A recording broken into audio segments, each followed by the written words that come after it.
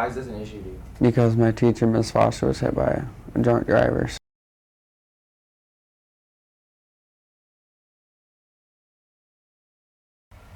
We all come from a different perspective. Perception is everything, and if you can open your mind up, no matter what your age is, then you have allowed yourself to be so much more mature, no matter how old you are, because your mind is open to all the possibilities and ideas of the world, and you can really do anything. You can do anything. The world is your playground. It's possible. Don't be shy, because we're all people. We're all humans. We all have this natural ability to connect to one another. Because youth can make a difference. Just try it. Just go with it. Just do it. Go with whatever your heart's telling you. I wanted to make a difference. I wanted to be able to lead them. Made it road safety. Noticed and appreciated. So the State Farm Road Safety Toolkit is a step-by-step guide that students and teachers can use to plan an authentic road safety project. Throughout the guide, you will learn tips and tricks you can use to plan your project. And the resource walks you through a 5-step process. You got investigation, preparation and planning, action, reflection, and demonstration celebration.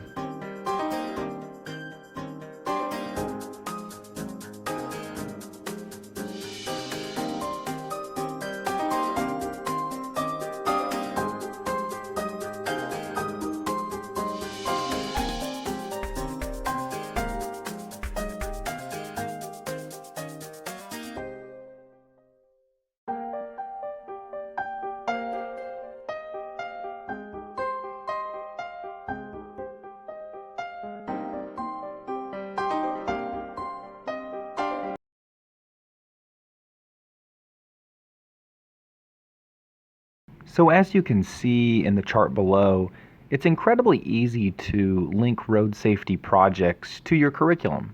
Students can strengthen their math skills by conducting surveys, or their writing skills by writing persuasive letters to the editor or local leaders. You can learn science, language arts, social studies from it, and I think students would be more interested in it. You can learn math by creating a survey. You can study the history of road safety. One of the best ways to gather information is to reflect on what is going on in your community and to host a roundtable conversation with diverse stakeholders, really to talk about road safety issues.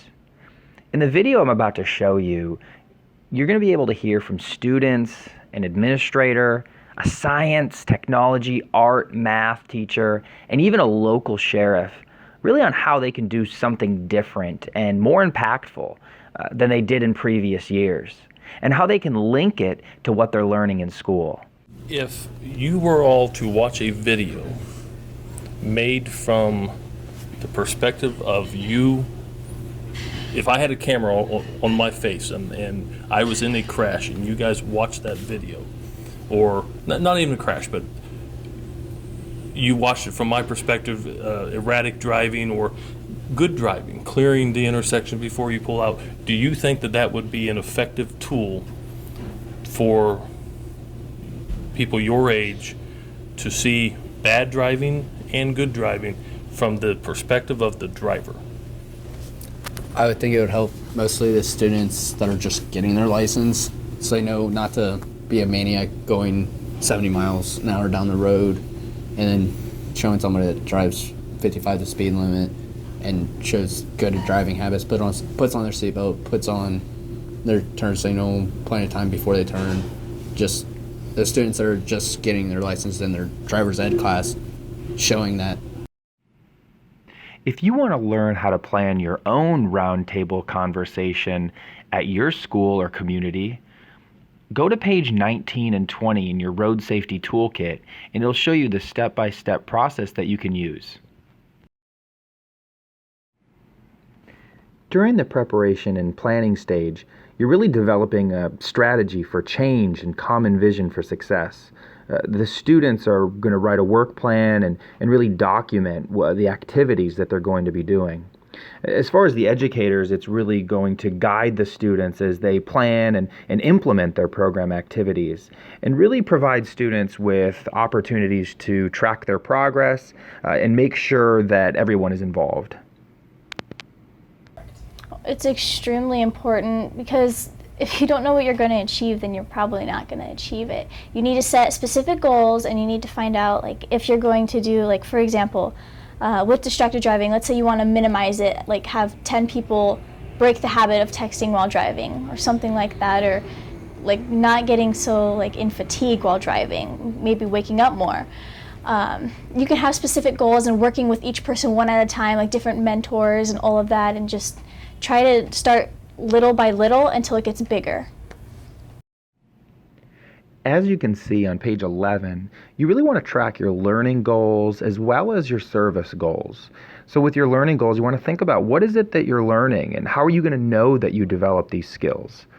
With the service goals, you want to know how can you really measure that impact that you made? How do you know that you truly made a difference? On page 12, there's a great chart that you can use to actually plan your project, and it really breaks it down to what tasks you will need to accomplish, who will be doing each one, when it will take place, where it will take place, and really what is needed in order to have a successful project. The video you're about to watch is from YSA and State Farm's Road Safety Ambassador Will. Will is going to talk to you about how he was able to take action ASAP.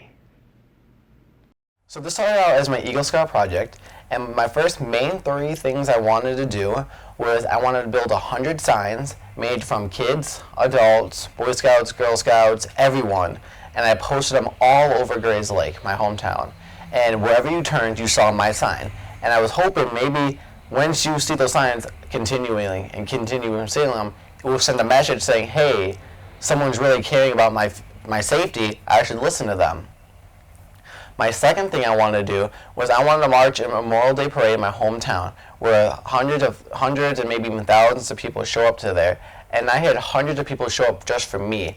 And we marched with signs, we passed out flyers, we gave out candy, we chanted out slogans, and it was just an amazing thing where I know people were starting to hear my message because some of them were like, yeah, I saw your signs earlier. And then my third thing was I have in my hometown we have a 4th of July festival with thousands of people show up to just that to watch the fireworks and everything, and I had my own booth there. And at the booth, Senator Melinda Bush came down and visited my booth and thumbprinted her thumbprint on a poster board saying she won't drive distracted anymore. Also, I had an actual crash card there that shows what could happen to you if you drive distracted, if you drink, if you text, if you call, what could actually happen to you to put a visual image in people's minds. And then after that, I wrote another letter to Senator Melinda Bush, she thinking that she might remember me, maybe she'll say, hey, thank you for writing me a letter. No, she invited me down to the state capital of Illinois where I get to be her page for a day.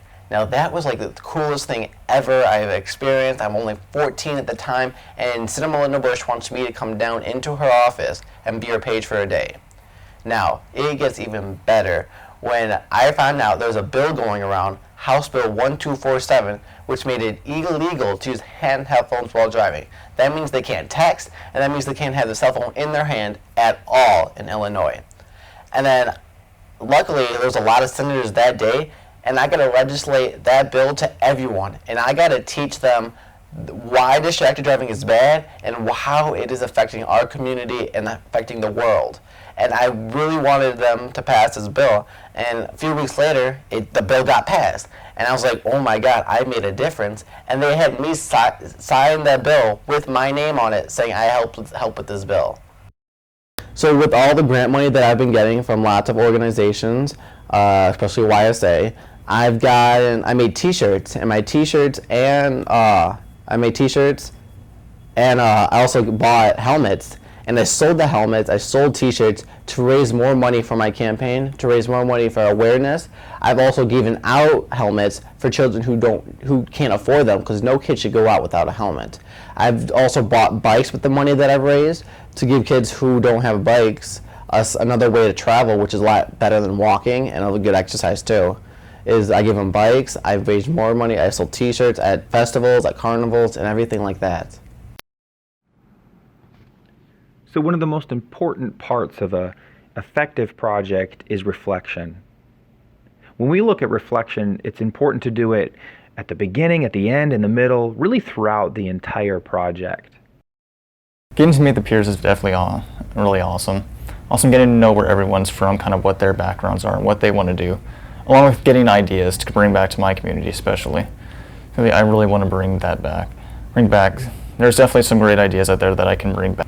I just really enjoy sitting down with other teens to hear their projects, also coming from different community settings and just different cultures. In a way, it's interesting to hear how they've raised awareness on different levels and their many different platforms.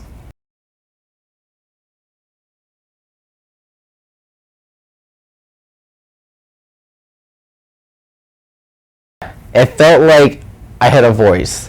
Felt like I was making a difference in the world, and I felt like maybe somewhere, maybe I saved a life, and that's all that matters. At the end of your project, you get to demonstrate and celebrate really what you were able to do to make an impact in your community. During this stage, you can showcase your program, celebrate your outcomes, and develop a plan to sustain your project.